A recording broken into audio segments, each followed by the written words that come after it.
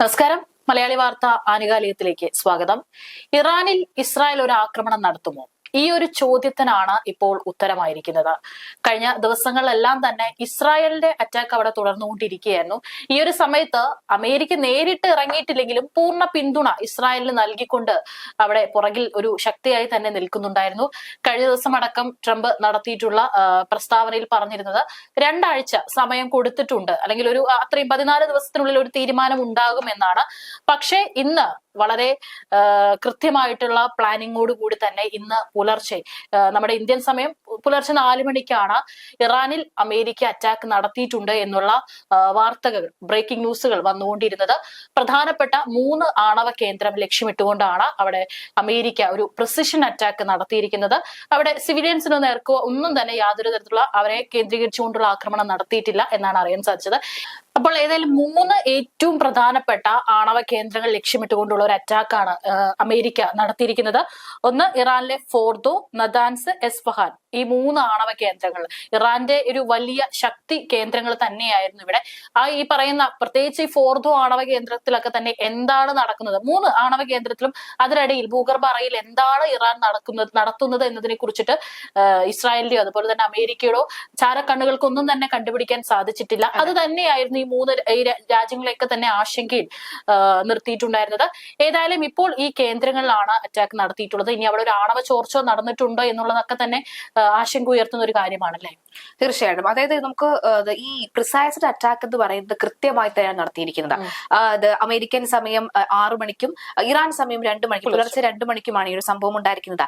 ആണവ നിലയങ്ങളിലേക്ക് US അന്തർവാഹിനികളിൽ നിന്നുള്ള മിസൈലുകളും ഒപ്പം നദാൻസ്, ഇസ്ഫഹാറിനകത്ത് നിലയങ്ങളിൽ നേരെ ഈ ഡൊമോഹോക്ക് മിസൈലുകളുമാണ് പ്രയോഗിച്ചിരിക്കുന്നതെന്ന് പറയുന്നു. താഴ്ന്നു പറക്കുന്നതിനാൽ റഡാറുകളുടെ കണ്ണിലൊന്നും തന്നെ പെടാത്ത ഈ മിസൈലുകളാണ് ഇവിടെ പ്രയോഗിച്ചിരുന്നത്. ഒപ്പം അതുപോലെ തന്നെ B2 ബോംബിംഗ് വിമാനങ്ങളാണ്, സ്റ്റെൽത്ത് ബോംബറാണ് ഉപയോഗിച്ചിരിക്കുന്നത്. അതായത് ഒരു തരത്തിലും ശത്രുക്കളുടെ കണ്ണിൽ കാണാൻ പറ്റാത്ത പക്ഷിയെ പോലെ തോന്നിക്കുന്ന തരത്തിലുള്ള ഒരു വിമാനം. ഈ വിമാനങ്ങൾ പറന്നുയരുകയും കൃത്യമായി 3 ഇടങ്ങളിൽ ഏകദേശം ഒരേ സമയത്ത് ഈ പ്രിസൈസ്ഡ് അറ്റാക്ക് നടത്തുകയും ചെയ്യുന്ന സാഹചര്യം ഉണ്ടാകുന്നു.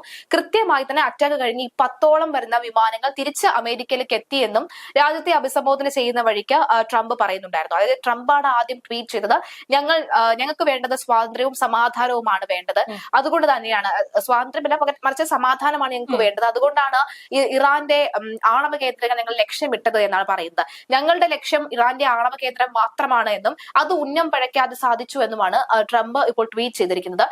അതായത് ട്രംപ് പറയുന്നത് നോക്കുകയാണെങ്കിൽ കൃത്യം തന്നെയാണ് കാര്യങ്ങൾ എന്ന് പറയുന്നത്. ഒപ്പം തന്നെ ഖമേനി ഇപ്പോൾ റീട്വീറ്റ് ചെയ്തിട്ടുണ്ട്. അദ്ദേഹം ഇതിനു മുമ്പ് അമേരിക്ക കൂടുതൽ ഇടപെടുകയാണെങ്കിൽ അമേരിക്ക ആലോചിക്കുന്നതിനും അപ്പുറം അറ്റാക്ക് ഞങ്ങൾ തരുമെന്ന് അദ്ദേഹം നേരത്തെ പറഞ്ഞ കാര്യം ഇപ്പോൾ റീട്വീറ്റ് ചെയ്യുകയാണ് എന്നുള്ളതാണ്. പക്ഷെ പറഞ്ഞു തീരും മുമ്പ് ഇസ്രായേലിൽ ആക്രമണം നടന്നിരിക്കുന്നു എന്നാണ്. ഇറാന്റെ ഭാഗത്ത് നിന്നും ഇസ്രായേൽ ആദ്യ അടി പൊട്ടിയിരിക്കുന്നു എന്നുള്ളതാണ്.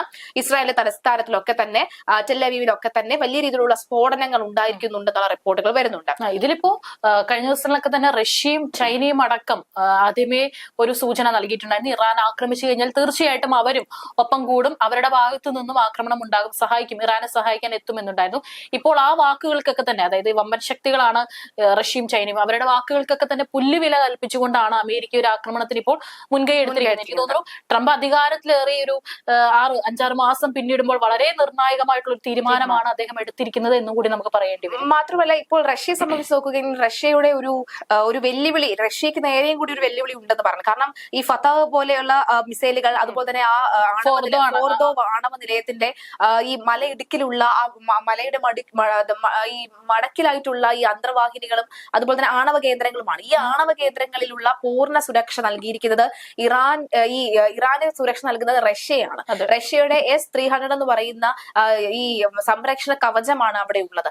ഇവയെല്ലാം തന്നെ പൊളിച്ചടുക്കിക്കൊണ്ടാണ് ഇറാന്റെ ഈ ആണവ കേന്ദ്രത്തിന്റെ കവാടം നോക്കി തന്നെ അമേരിക്ക അടിച്ചിട്ടുള്ളത് എന്നുള്ളതാണ്. ഈ കവാടം നോക്കി അമേരിക്ക അടിക്കുമ്പോൾ പൂർണ്ണമായും ഈ ആക്രമണം വിജയം കണ്ടു എന്ന് അമേരിക്ക പറയുമ്പോൾ ആണവ കേന്ദ്രത്തിന്റെ പ്രധാന കാര്യങ്ങളൊക്കെ തന്നെ തകിടം മറിച്ചു, അല്ലെങ്കിൽ അതിനെ തകർത്തിരിക്കുന്നു എന്ന് വേണം പറയാൻ. പക്ഷേ ഇറാൻ പറയുന്നത് രഹസ്യമായി തന്നെ ഈ യുറേനിയം സമ്പുഷ്ടീകരണത്തെയൊക്കെ തന്നെ മറ്റ് മേഖലയിലേക്ക് മാറ്റി എന്നുള്ളതാണ്.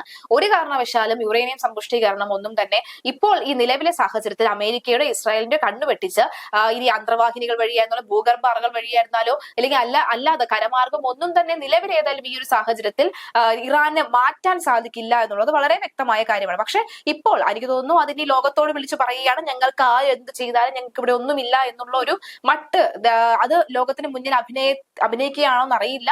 അവർ പറയുന്നത് മറ്റ് പ്രശ്നങ്ങളൊന്നും തന്നെ ഇല്ല, ആണവ ചോർച്ച ഉണ്ടാകുന്നില്ല, ഈ സമ്പുഷ്ടീകരണം ഒക്കെ തന്നെ സേഫായി മറ്റിടത്തേക്ക് മാറ്റി, ജോലിക്കാർക്കോ ആർക്കോ ഒരു പ്രശ്നവുമില്ല, ഇതിന്റെ റേഡിയേഷൻ ഒന്നും തന്നെ ഉണ്ടായിട്ടില്ല എന്നുള്ളതാണ് പറയുന്നത്. എന്തായാലും അതൊരു പക്ഷെ അവരുടെ സമാധാനത്തിന്റെ ഒരു കാര്യമായിരിക്കാം, അല്ലെങ്കിൽ സമാധാനിക്കും ഞങ്ങൾക്ക് ഒന്നുമില്ല എന്നുള്ളത് പറഞ്ഞതായിരിക്കാം. പക്ഷെ ഇവിടെ ഏറ്റവും പ്രധാനപ്പെട്ടത് മറ്റൊന്നാണ് ഹൂത്തികളുടെ ഒരു വെല്ലുവിളി ഉണ്ട്. അത് പ്രധാനമായും ഈ പറയുന്ന ഹോമോസ് കടലിടുക്കിലടക്കം വലിയ രീതിയിലുള്ള പ്രതിഷേധം ഉണ്ടാകുന്നു. കോവിഡ് കാലത്തിൽ പോലും അടച്ചിടാൻ കഴിയാതിരുന്ന ആ കടലിടുക്ക് അവിടെ ഉണ്ടാകുന്ന യുദ്ധം എന്ന് പറയുന്നത് ലോകരാഷ്ട്രങ്ങൾക്ക് തന്നെ വലിയൊരു മാറ്റം ഏറ്റവും കൂടുതൽ എണ്ണ വ്യാപാരം അടക്കം നടക്കുന്നത് ഈ ഒരു കടലിടുക്കിലൂടെയാണ്. മാത്രമല്ല ചരക്ക് ഗതാഗതങ്ങൾ അടക്കം. അതുകൊണ്ടാണ് പറയുന്നത് അത്തരത്തിലൊരു നീക്കം ഇറാൻ മുൻപും അന്നും അറ്റാക്ക് നടത്തിയ സമയത്തും ഇത്തരത്തിലൊരു ഭീഷണി ഇറാന്റെ ഭാഗത്തു നിന്നിരുന്നു, ഹോർമുസ് കടലിടുക്ക് അടയ്ക്കും എന്നുള്ളത്. പക്ഷെ അന്നും അടച്ചിട്ടൊന്നുമില്ല. പക്ഷെ ഇപ്പോൾ അത്തരത്തിലൊരു നീക്കത്തിലേക്ക് എന്തായാലും കടക്കുന്നതാണ് പറഞ്ഞിരിക്കുന്നത്. അതേ നമ്മളിവിടെ നോക്കിയാൽ വ്യക്തമായി ഇന്ത്യയുടെ പ്ലാൻ ആണ് ഇവിടെ രണ്ട് രാജ്യം അത് പറയുന്നുണ്ട്. കാരണം ഇന്ത്യ പാകിസ്ഥാനിലേക്ക് ഓപ്പറേഷൻ സിന്ദൂർ നടത്തിയ സമയത്തും കൃത്യമായിട്ട് ഇത്തരത്തിലൊരു അറ്റാക്കാണ്. കാരണം അവിടുത്തെ സിവിലിയൻസിനെ യാതൊരു തരത്തിലും ബാധിക്കാതെ, അല്ലെങ്കിൽ അവർക്ക് ചെറിയൊരു പോറൽ പോലും ഏൽക്കാതെ എന്ന് നമുക്ക് ഉറപ്പിച്ചു പറയാൻ സാധിക്കും. വ്യക്തമായി എവിടെയൊക്കെ അടിക്കണം എന്നുള്ള കൃത്യമായി പ്ലാൻ ചെയ്തുകൊണ്ട് കൃത്യമായ സമയബന്ധായി കയറി അടിക്കുന്നു, അതുപോലെ തന്നെ തിരിച്ചു വരുന്നു. അത് തന്നെ ഇവിടെ ട്രംപും പറഞ്ഞിട്ടുണ്ട്, ഇറാന്റെ വ്യാമവാദം നമ്മൾ അവിടെ പോയി അറ്റാക്ക് ചെയ്ത് കഴിഞ്ഞ് തിരിച്ച് ഇങ്ങോട്ട് വന്നു. കഴിഞ്ഞ ദിവസം രാത്രി നോക്കുകയാണെങ്കിൽ, അതായത് ഈ ഒരു അറ്റാക്ക് നടക്കുന്നതിന് തൊട്ട് തലേ ദിവസം രാത്രിയും തലേ ദിവസം പകൽ നോക്കുകയാണെങ്കിൽ ഈ ഭാഗങ്ങളിലായിരുന്നു ഇസ്രായേൽ കൂടുതൽ അറ്റാക്ക് നടത്തിക്കൊണ്ടിരുന്നത്. വ്യോമപാത കുറെ കൂടി ക്ലിയർ ആക്കാൻ വേണ്ടിയുള്ള അറ്റാക്ക് ആയിരുന്നു നടത്തിയത് നമുക്ക് തോന്നി. ഇപ്പോൾ അതായത് അമേരിക്കയുടെ യുദ്ധവിമാനങ്ങൾക്ക് പോകാൻ ഒരു വഴി കൊടുത്തു എന്ന് വേണം പറയാം. അതെ, ഇപ്പോൾ വായിച്ചു നോക്കുമ്പോൾ ഒരു പക്ഷെ രണ്ടും ഒരുപോലെ ഇരിക്കുന്നു എന്ന്, ആ രണ്ടുപേരുടെയും ഒരുമിച്ചുള്ള ഒരു കൈകോർത്തുള്ള ഒരു നടപടിയാണ് എന്ന് വേണമെങ്കിൽ പറയാം. ഈ മൊസാദിന്റെ തന്നെ ഈ ട്വീറ്റിനകത്ത് പറയുന്നുണ്ട് വിത്തിൻ 2 വീക്സ് എന്ന് പറയുന്നുണ്ട്. പക്ഷെ 10ാം ദിവസമാണ് അമേരിക്ക അടിച്ചിരിക്കുന്നത് എന്നുള്ളതാണ്. അപ്പോൾ വിത്തിൻ 2 വീക്സിനുള്ളിൽ ഒരു പക്ഷെ ഖമനയുടെ മരണവാർത്ത നമുക്ക് ഒരു പക്ഷെ കേൾക്കേണ്ടി വരുമെന്ന് തോന്നുന്നു. കാരണം യുദ്ധം മറ്റൊരു തലത്തിലേക്ക് പോയി കഴിഞ്ഞു. ഇനി ഇറാന്റെ എന്തെല്ലാം തരത്തിലുള്ള ആക്രമണം, അതായത് ഇപ്പോൾ അതിന് ഏറ്റവും വലിയ ഉദാഹരണമാണ് അറ്റാക്ക് നടന്ന മണിക്കൂറിനുള്ളിൽ തന്നെ ഈ ടെഹ്റാനിൽ നിന്നും ടെല്ലവീവിലേക്ക്, ഇസ്രായേലിന്റെ തലസ്ഥാനത്തിലേക്ക് ഒരു അറ്റാക്ക് നടത്തുന്നത്, ആദ്യ അറ്റാക്ക് നടക്കുന്നത്. പിന്നെ മാത്രമല്ല ഇത് ഭയന്ന് ഇസ്രായേൽ, അതായത് ഭയക്കുക എന്ന് പറയുമ്പോൾ ഒരു സംരക്ഷണ കവചം ഒരുക്കുക എന്ന മട്ടിൽ വിമാനത്താവളങ്ങളൊക്കെ തന്നെ പൂർണ്ണമായും ഇസ്രായേൽ അടച്ചിരിക്കുകയാണ്. ഒരു തരത്തിലുമുള്ള വ്യോമപാത തുറക്കൽ അത് സാധ്യമല്ല എന്ന് ഇസ്രായേൽ അറിയിച്ചിരിക്കുകയാണ്.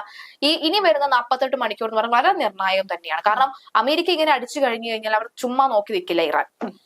അതിന്റെ ആദ്യപടിയാണ് ഈ പറയുന്ന പോലെ ഇസ്രായേലിനെ ആക്രമിച്ചു. ഇനി ബഹ്റൈനിലുള്ള അമേരിക്കയുടെ പ്രധാനപ്പെട്ട കവാടങ്ങളൊക്കെ തന്നെ ഒരുപക്ഷെ നാവികപ്പടയ്ക്ക് നേരെ ഉണ്ടാകാൻ ഒരു അടി ഉണ്ടാകാനുള്ള സാധ്യതയുണ്ട്. ഈ നോക്കുകയാണെങ്കിൽ ഈ മേഖലയിലൊക്കെ തന്നെ നിരവധി അമേരിക്കൻ ശക്തി കേന്ദ്രങ്ങളുണ്ട്, അവിടെയൊക്കെ തന്നെ അടിക്കാനുള്ള സാധ്യതയുണ്ട്. പക്ഷെ ഇവിടെ ഇപ്പൊ എനിക്കൊരു സംശയം, കാരണം ട്രംപ് പറഞ്ഞിരുന്നത് രണ്ടാഴ്ചക്കുള്ളിൽ ഒരു തീരുമാനം ഉണ്ടാകും എന്നാണ് പറഞ്ഞിട്ടുണ്ടായിരുന്നത്. പക്ഷെ ഇന്നലെ ഇറാനിലെ ഭൂകമ്പം ഉണ്ടായിട്ടുണ്ട്. അതൊരു പക്ഷേ ഇത്തരത്തിലൊരു ആണവ പരീക്ഷണം നടത്തിയിട്ടുണ്ടോ എന്നുള്ള ഒരു സംശയം ഉണ്ടായിരിക്കാം. അതുകൊണ്ടായിരിക്കാം, ഇതൊരു സംശയം മാത്രമാണ്, വളരെ വേഗത്തിൽ ഒരു തീരുമാനം അമേരിക്ക എടുക്കാനുള്ള സാധ്യതയുണ്ട്. കാരണം ഈ ആണവ പരീക്ഷണങ്ങൾ സാധാരണ നടത്തുമ്പോൾ ആ മേഖലയിലൊക്കെ തന്നെ ഒരു വലിയ പ്രകമ്പനം ഉണ്ടാകാനുള്ള സാധ്യതയുണ്ടെന്ന് പഠനങ്ങൾ തെളിയിച്ചിട്ടുണ്ട്. അപ്പോൾ ഇറാനും ചിലപ്പോൾ ഒരു പക്ഷേ, അതും കരയിൽ നിന്ന് നോക്കുകയാണെങ്കിൽ ഭൂമിക്കടിയിൽ 10 കിലോമീറ്റർ താഴ്ച 5.1 തീവ്രത രേഖപ്പെടുത്തിയിരിക്കുന്ന 5.1 തീവ്രത രേഖപ്പെടുത്തിയിരിക്കുന്ന ഒരു ഭൂകമ്പം ഉണ്ടാകുന്നു, 10 കിലോമീറ്റർ താഴ്ചയിൽ ഉണ്ടാകുന്നു. പക്ഷെ ഇറാന്റെ ഒരു ഭൂമിശാസ്ത്രപരമായി നോക്കുകയാണെങ്കിൽ ഏറ്റവും കൂടുതൽ ലോകത്തിൽ 2ാം സ്ഥാനത്താണ് ഇറാന് ഭൂകമ്പം ഉണ്ടാകുന്ന കാര്യത്തിൽ ഇറാന്റെ ഒരു പട്ടിക എന്ന് പറയുന്നത്. 2ാം സ്ഥാനത്താണ് ഇറാൻ ഉള്ളത്. അങ്ങനത്തെ ഒരു ഭൂമിശാസ്ത്ര രീതിയാണ് അവിടെ ഉള്ളത്.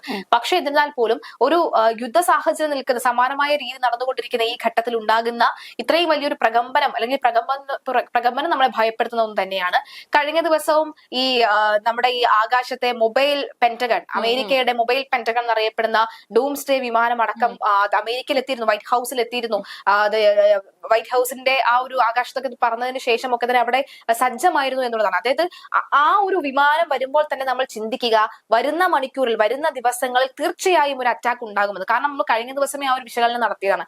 പക്ഷെ പലരും പറഞ്ഞിരുന്നു വെറുതെ പൊടുതൻ ന്യായങ്ങൾ, പൊടുതൻ വാർത്തകൾ പടച്ചുവിടുന്നു. പക്ഷെ അങ്ങനെയല്ല, അതിന് കൃത്യമായ രേഖകൾ ഉണ്ടായിരുന്നു. കൃത്യമായ വാർത്തകൾ വന്നതിന് ശേഷമാണ് നമ്മളത് വാർത്തയാക്കി പറഞ്ഞിരുന്നത്. ഡൂംസ്ഡേ വിമാനം എന്ന് പറയുന്നത് ഒരു മൊബൈൽ പെന്റഗൺ. അത് പെന്റഗൺ നമുക്കറിയാം അമേരിക്കയുടെ ഏറ്റവും വലിയ രഹസ്യ തന്ത്രങ്ങളൊക്കെ നടക്കുന്ന ഒരു വലിയ ഏജൻസിയാണ്. ആ ഏജൻസിയെ ഒരു വിമാനത്തിനകത്ത് ആ ഏജൻസി നിൽക്കുകയാണ്. അപ്പൊ നമുക്കറിയാം വിമാനം എത്രത്തോളം പ്രാധാന്യമുള്ളതാണ്, ഏത് അടിയന്തര സാഹചര്യത്തിലാണ് ആ വിമാനം ഉപയോഗിക്കുക എന്നുള്ളത്. അതായത് കരമാർഗത്തിൽ ഏതെങ്കിലും ഘട്ടത്തിൽ ഒരു അറ്റാക്ക് സംഭവിക്കുകയാണെങ്കിൽ പ്രസിഡന്റിനോ അതുപോലെ തന്നെ മറ്റ് അവിടെയുള്ള ചീഫ് അംഗങ്ങൾക്കോ ഒന്നും തന്നെ ഒരു തരത്തിലുമുള്ള അറ്റാക്ക് സംഭവിക്കാതെ, ഒരു തരത്തിലുമുള്ള ഒരു ലോസും സംഭവിക്കാതിരിക്കാൻ വേണ്ടി ആ നിമിഷം തന്നെ വിമാനത്തിനകത്ത് കയറ്റുന്നു, വിമാനം പറത്തുന്നു. ഒരു തരത്തിലുമുള്ള റഡാറുകൾക്കോ ഒരു തരത്തിലുള്ള മിസൈലുകൾക്കോ അറ്റാക്ക് ചെയ്യാൻ പോലും കഴിയാത്ത തരത്തിലുള്ള ഈ ഡൂംസ്ഡേ വിമാനം എന്ന് പറയുന്നത് ആകെ 4 എണ്ണമാണുള്ളത്. ആ 4 വിമാനവും അമേരിക്ക സ്വന്തം മാത്രമാണ്. അപ്പോൾ ഈ ഡൂംസ്ഡേ വിമാനം വന്നു എന്ന് പറയുമ്പോൾ തന്നെ നമുക്കറിയാം അവിടെ എന്തോ ഒരു അറ്റാക്ക് നടക്കാനുള്ള സാധ്യത ഉണ്ട് എന്നുള്ളത്. ഇപ്പോൾ തന്നെ പറന്ന് ഇപ്പോൾ ഈ കോൺക്രീറ്റ് പാറ കഷ്ടങ്ങൾ പോലെ ഇരിക്കുന്ന കോൺക്രീറ്റ് ബീമുകളൊക്കെ തന്നെ തുരന്ന് ഈ ആണവ കേന്ദ്രങ്ങളിൽ പോകാൻ ശേഷിയുള്ള B2 ഈ ഫൈറ്റർ ജെറ്റുകൾ അല്ലെങ്കിൽ B2 സ്റ്റെൽത്ത് ബോംബറുകൾ എന്ന് പറയുന്നതൊക്കെ തന്നെ അമേരിക്കയുടെ വളരെ പ്രധാനപ്പെട്ട വളരെ അഭിമാനകരമായ യുദ്ധക്കോപ്പുകളാണ്. കാരണം ഈ സ്റ്റെൽത്ത് ബോംബുകൾ വേണമെന്ന് ഇസ്രായേൽ ആവശ്യപ്പെട്ടിരുന്നു. അങ്ങനെ നേരിട്ട് മറ്റൊരു രാജ്യത്തിന് കൊടുക്കാതെ ഞങ്ങൾ തന്നെ അടിക്കാമെന്ന് അമേരിക്ക തീരുമാനിക്കുന്നു. ലോകരാജ്യങ്ങൾ നോക്കുകയാണെങ്കിൽ അമേരിക്കയുടെ കയ്യിൽ മാത്രമാണ് ഈ വിമാനങ്ങൾ ഉള്ളത്. 20 ആകെ ഉള്ളത്. ആ 20 അമേരിക്കയുടെ കയ്യിൽ മാത്രമാണ് ഉള്ളത്. അപ്പോൾ ഈ വക കാര്യങ്ങളൊക്കെ തന്നെ നമുക്ക് നോക്കുകയാണെങ്കിൽ ഒട്ടുമിക്ക എല്ലാ ആണവ കേന്ദ്രങ്ങളും എല്ലാ രാജ്യത്തിന്റെയും ഭൂമിക്കടിയിൽ തന്നെയാണ്. അപ്പോൾ ഇവയെ തുറന്ന് ആക്രമിക്കാനുള്ള കഴിവ് സാക്ഷാൽ അമേരിക്കയ്ക്ക് മാത്രമേ ഉള്ളൂ. അമേരിക്ക ആ കഴിവ് പ്രയോജനപ്പെടുത്തിയിട്ടുണ്ട് എന്നുള്ളതാണ് നമുക്ക് മനസ്സിലാകുന്നത്. ഇനിയിപ്പോൾ ഉയർന്നു വരുന്ന ഒരു ആശങ്ക എന്ന് പറയുന്നത് ഇനി ഇതിലോട്ട് ഇറാനെ സഹായിച്ചുകൊണ്ട് റഷ്യയും ചൈനയും കടന്നു വരുമോ എന്നുള്ളതാണ്. ഇപ്പോഴും ആ യുദ്ധം നടക്കുന്ന സമയത്തൊന്നും തന്നെ ഇറാൻ റഷ്യയുടെ സഹായം തേടിയിട്ടില്ല. നേരിട്ട് എന്തെങ്കിലും ഒരു സഹായം ചോദിച്ചിട്ടില്ല. ആയുധങ്ങൾ നോക്കുകയാണെങ്കിൽ ആയുധങ്ങളിൽ ഒന്നുകൂടെ കേമൻ റഷ്യയാണ് നോക്കുകയാണെങ്കിൽ. അങ്ങനെയാണെങ്കിൽ റഷ്യയിൽ നിന്നും ഒരു പക്ഷേ ഈ പോലെയുള്ള ചെറിയ ബങ്കർ ബസ്റ്റിന്റെ ഒക്കെ തന്നെ അത്ര വീര്യമില്ലെങ്കിലും അതിനേക്കാൾ ചെറിയ തട്ടിൽ നിൽക്കുന്ന ബോംബറുകൾ അല്ലെങ്കിൽ ഇത്തരം ആയുധങ്ങൾ വാങ്ങാനുള്ള സാധ്യത മുന്നിലുണ്ട്. അതുപോലെ തന്നെ ചൈനയും ഒപ്പം കൂടുമോ എന്നുള്ളതുകൊണ്ട്. മാത്രമല്ല ഈ ഹോർമുസ് കടലിടുക്ക് അടച്ചു കഴിഞ്ഞാൽ അത് ലോക വ്യാപാരത്തെ തന്നെ സ്തംഭിപ്പിക്കുമെന്നുള്ള കാര്യത്തിലും യാതൊരു സംശയം വേണ്ട. പിന്നെ ഇന്ത്യയിലുള്ള അവിടെയുള്ള ആൾക്കാരൊക്കെ തന്നെ ഇപ്പൊ സുരക്ഷിത സ്ഥാനത്തേക്ക് മാറ്റിയെന്നാണ് പറഞ്ഞിട്ടുള്ളത്. ഇതൊക്കെ മുൻകൂട്ടി കണ്ടുകൊണ്ട് തന്നെയാണ്. പിന്നെ ഇന്ത്യയുടെ നിലപാടെന്ന് പറയുന്നത് നമ്മളെന്നും അവിടെയും ഇവിടെയും തൊടാതെ രണ്ടുപേരെയും വേദനിപ്പിക്കാത്ത നിലപാടാണ് ഇന്ത്യ എപ്പോഴും സ്വീകരിക്കാറുള്ളത്. ഏതായാലും എന്തായിരിക്കും ഇനി വരും. എന്തായാലും ഓപ്പറേഷൻ സിന്ദൂറിന്റെ ഒരു മാർഗം തന്നെ ട്രംപ് സ്വീകരിച്ചല്ലോ എന്നുള്ളതാണ് നമുക്കിവിടെ പറയാനുള്ളത്. എന്തായാലും നമുക്ക് ഏറ്റവും ഒടുവിലായി പുറത്തുവരുന്ന റിപ്പോർട്ടുകൾ അനുസരിച്ച് തിരിച്ചടിച്ചു തുടങ്ങി ഇറാൻ എന്നാണ് പറയുന്നത്. ഇസ്രായേലിലേക്ക് ബാലിസ്റ്റിക് മിസൈൽ വർഷം 40 മിസൈലുകളാണ് ഹൈഫയിൽ മാത്രം പതിച്ചത് എന്ന റിപ്പോർട്ടുകളാണ് പുറത്തുവരുന്നത്. പിന്നെ ഖമനേയുടെ ഒരു ഉപദേഷ്ടാവിന്റെ ഒരു നീക്കം, അതുപോലെ തന്നെ ഇറാൻ സൈന്യത്തെ ആക്രമിച്ച് നിരവധി പേരെ വധിച്ചെന്ന് ഇസ്രായേൽ പറയുന്നു. സ്ഥിരീകരിക്കാതെ ഇറാനും രംഗത്ത് വന്നിട്ടുണ്ട്. ഇറാൻ ഭരണകൂടം ഇത് ഔദ്യോഗികമായി സ്ഥിരീകരിച്ചിട്ടില്ല. ഇല്ല, പക്ഷേ സ്ഥിരീകരിച്ചിട്ടുണ്ട് കേട്ടോ. അതായത് അറ്റാക്ക് നടന്നിട്ടുണ്ട്. അവരാണ് പറയുന്നത്, ഇറാൻ തന്നെയാണ് പറയുന്നത് അറ്റാക്ക് നടന്നിട്ടുണ്ട്. ഈ ആണവ നിലയത്തിന്റെ കവാടത്തിലാണ് അറ്റാക്ക് നടന്നത്. പക്ഷേ ജീവനക്കാർക്ക് ആർക്കും തന്നെ ഒരു തരത്തിലുള്ള ബുദ്ധിമുട്ടും ഇല്ല, പരിക്ക് പറ്റിയിട്ടില്ല. ഒപ്പം അവിടെ മറ്റ് റേഡിയേഷൻ ഒന്നും തന്നെ ഉണ്ടായിട്ടില്ല എന്ന് പറയുന്നത്. അണുവികരണം അടക്കമുള്ളവ നടന്നിട്ടുണ്ടോ എന്നൊരു ചോദ്യവും സംശയവും ഒക്കെ തന്നെ ഉണ്ടായിരുന്നു. പക്ഷെ അതിനുള്ള ഉത്തരം പറയുന്നത് അങ്ങനെ ഇല്ല എന്നുള്ള കാര്യം തന്നെയാണ്. മറ്റു നോക്കുകയാണെങ്കിൽ ഇറാൻ ലക്ഷ്യമിട്ടത് ബെൻ ഗുരിയോൺ എയർപോർട്ടും ഇസ്രായേലിന്റെ കമാൻഡർ കൺട്രോൾ സെന്ററുമാണ്. ടെല്ലവീവിലും ഹൈഫയിലും മിസൈൽ ആക്രമണം തകർന്ന് ബഹുനില കെട്ടിടങ്ങൾ എന്നുള്ള വാർത്തകൾ കൂടി വരുന്നുണ്ട്. ഇതിന്റെ ദൃശ്യങ്ങളൊക്കെ തന്നെ ഇസ്രായേലിൽ നിന്നുള്ള ദൃശ്യങ്ങളൊക്കെ തന്നെ ഇറാൻ പുറത്തുവിട്ടിട്ടുണ്ട് എന്നുള്ളതാണ്. ഏതായാലും എന്തായിരിക്കും ഇനി വരും മണിക്കൂറിലുള്ള കൂടുതൽ അപ്ഡേഷൻ എന്നുള്ളത് കൃത്യമായിട്ട് തന്നെ നമ്മൾ നോക്കിയിരിക്കുകയാണ്. ഏതായാലും ലോകം ആശങ്കപ്പെട്ടതുപോലെ തന്നെ ഇപ്പോൾ അമേരിക്കയും നേരിട്ട് കളത്തിലേക്ക് ഇറങ്ങിയിരിക്കുകയാണ്. ഇപ്പോൾ ഇസ്രായേൽ അമേരിക്ക നേരിട്ട് രണ്ടുപേരും കൂടെ ഒരുമിച്ച്, രണ്ട് വലിയ ശക്തികളാണ് ഒരുമിച്ച് ഇറാനെ നേരിടുകയാണ്. ഇറാനും തിരിച്ചടിച്ചു തുടങ്ങിയിട്ടുണ്ട്. എന്തായിരിക്കും ഇനി സംഭവിക്കാൻ പോകുന്നത് എന്നുള്ളത് നോക്കിക്കാണാം.